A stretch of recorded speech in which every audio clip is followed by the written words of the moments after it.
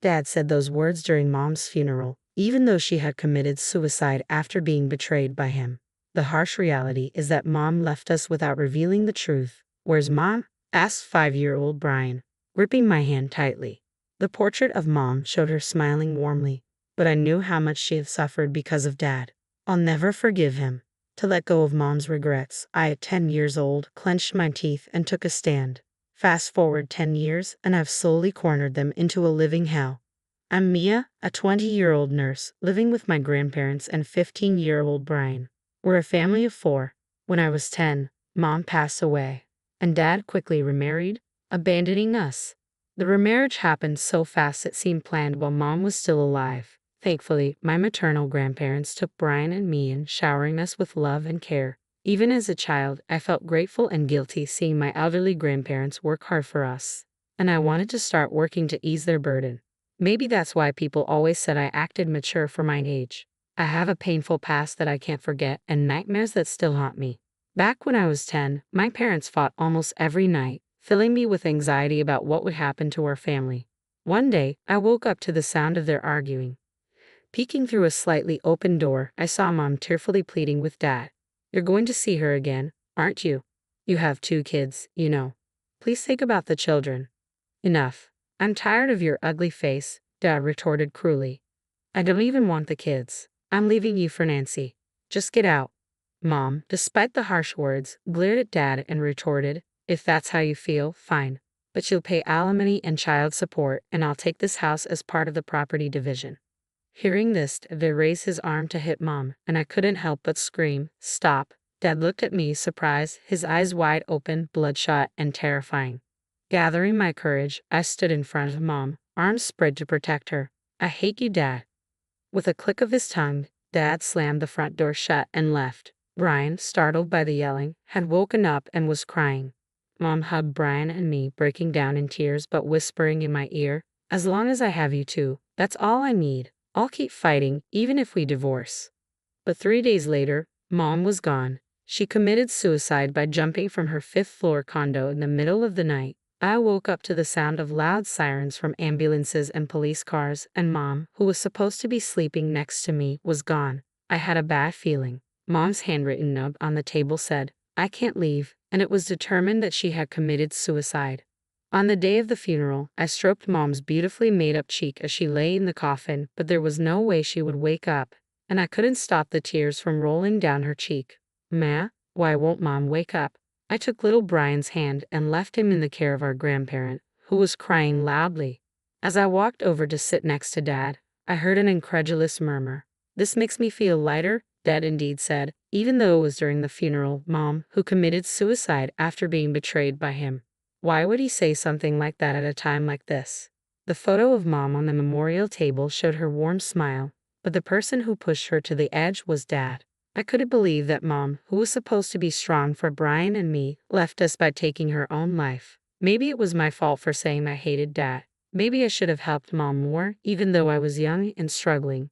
Dad had this smug grin on his face. Something's not right. There must be some hidden truth to all of this. That's what I felt even at the age of 10. 2 months after Mom passed away, Dad introduced us to a young woman. Meet your new mom. Her name is Nancy. Be nice. The woman stared at Brian and me with cold eyes. Mom had just passed away, and now this? Was this the plan all along? I remember Mom saying during a fight with Dad, you're going to see her, aren't you? This woman must be that Nancy. I looked at Nancy, bewildered. Living with her is going to be a nightmare. Even with those thoughts, I put on my best fake smile and greeted her innocently. I'm glad to have a kind-looking Nancy as our new mom. But he won't be living with us. You 2 are going to Grandpa's house. At that moment, Dad chose his affair partner Nancy and easily abandoned Brian and me. Still, I pretended to feel nothing and responded to Dad, is it because Grandpa and Granny look so sad? I understand, but I miss not seeing you, Dad.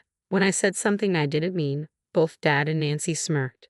Enjoy your laughter while you can, I thought, screaming silently in my heart. Mom must have committed suicide because of Nancy's appearance. I won't let this go, Mom. Watch me. At 10 years old, I decided to take action to help my mom find peace.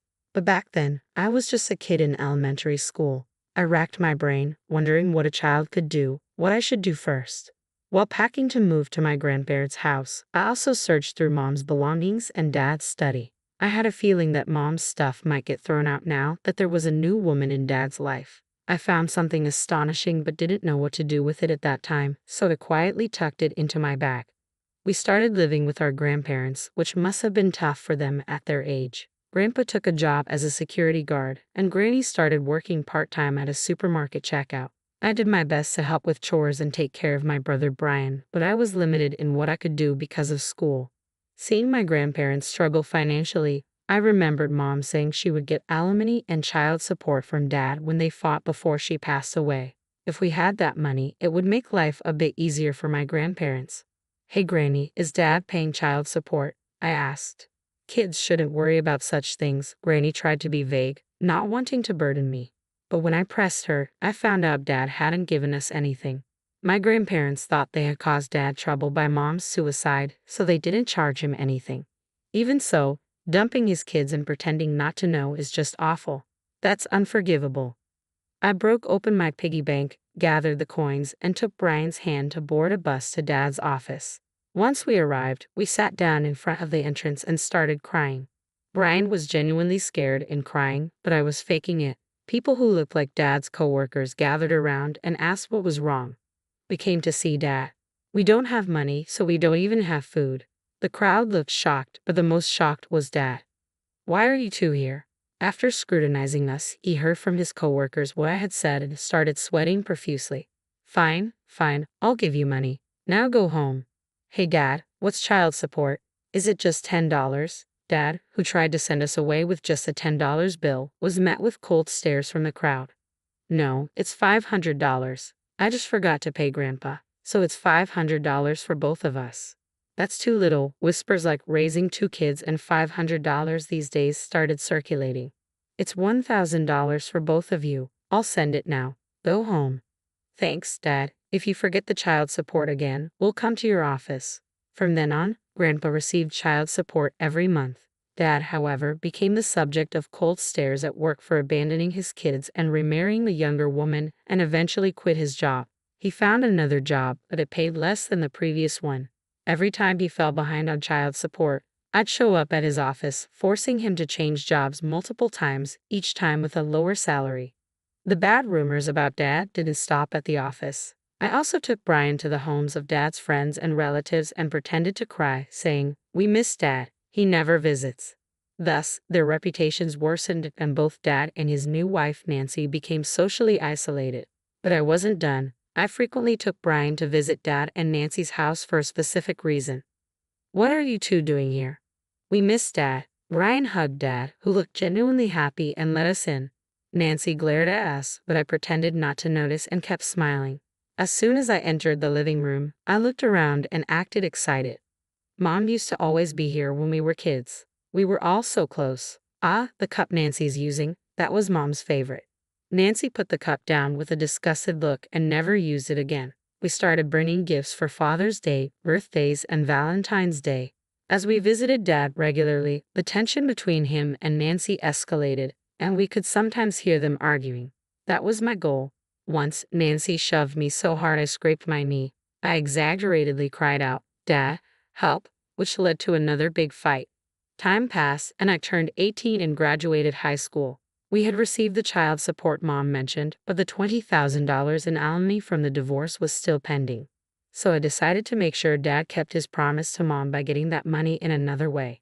Thanks to Dad, I graduated high school. Here's a thank you gift. Congrats on graduating. What's this?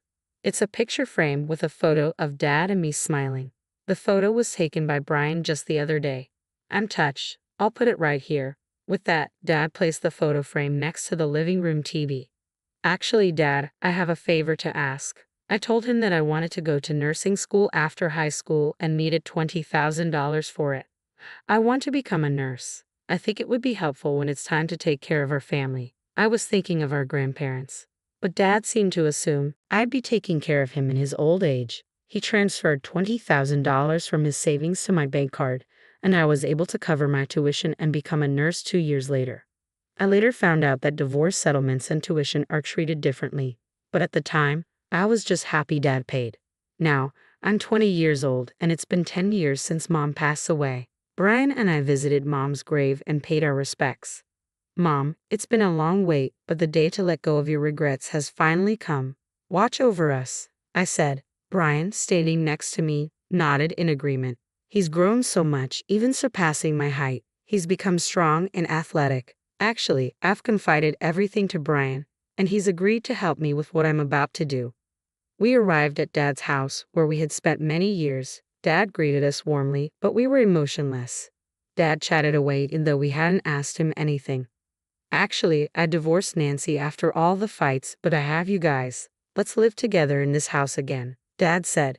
Did he really think we'd be happy about this? But I knew about Dad's divorce because I orchestrated it. I've been waiting for this moment. Who are you, Mia? What are you talking about? Dad asked, confused. You took away our precious Mom's life. I've never considered you my dad. For the past 10 years, I've been patient just to let go of Mom's regrets, I said. Dad never expected this attitude from me. His face turned pale, and his lips trembled. Your mom committed suicide. Are you trying to say it's my fault? I think there was also a suicide note that said, I can't leave, huh? Dad stammered. This is part of that letter. I pulled out a letter that I had found in Dad's study when I was a kid and had kept tucked away ever since. This was a letter Mom wrote to Dad during the time they were fighting over his affair. I get that your feelings have shifted to Nancy. If you agree to pay the $20,000 settlement and $1,000 monthly child support in the divorce, then let's divorce. Please let me and Brian leave with me, if I don't have those kids. The letter cut off here and was missing the next part. It probably said, I can't go on living, didn't it? When did you? I couldn't find it no matter how much I looked after it went missing. Did Maya hide it? Dad said, looking bewildered. There's no way Mom would leave us and commit suicide. I've always thought that. At that time, I was convinced when I saw this. It was your doing, I said. Dad, who was at a loss for words, suddenly burst out into a disgusting smile. Even if the will was a fake, isn't it true that Mom committed suicide? Still trying to deceive us. I know what you did, Dad. What, that I killed Mom? There's no evidence anywhere, right? Dad sneered. That's what proves it. I pointed to a picture frame next to the TV. It had a hidden camera and it sent data to my mobile phone. I took out my phone and played a video. It showed Dad and Nancy in a heated argument before they broke up. In their conversation, they exposed everything. I pushed my wife off the condo to be with you, and I even helped by grabbing her leg, Dad said. Nancy also fearlessly accused Dad. You liar, you said we wouldn't have to pay any settlement or child support if she was gone. Mia, what are you doing? Hand it over, Dad demanded, his face red and eyes narrowed as he approached me. Stop, get your filthy hands off me. Brian, now strong and sturdy, twisted Dad's arm. Ouch, let go, it hurts. I'll do anything, just forgive me. Dad knelt down, crying and begging for forgiveness. But there was no way we could forgive him. If you'll do anything, then bring our kind Mom back. Kind, my foot. She just nagged me for having a little affair, Dad grumbled. You're still saying that? Then let's settle this with the police. Hearing the word police, Dad's face changed. Wait, please, not the police. I'm sorry, I really am. After that, Dad and Nancy were arrested for taking Mom's life. During police questioning, they blamed each other, and all the facts came to light. The two showed no signs of remorse and will likely spend a long time in prison. Even if they get out, they've been fired from their jobs and disowned by their families. No one will associate with them. I'm working hard as a nurse, living peaceful and fulfilling days. Brian is studying hard, saying he wants to become a detective who protects the weak from the wicked. Since I'm also working, we've asked our grandparents to take it easy, and we plan to live happily as a family of 4 from now on.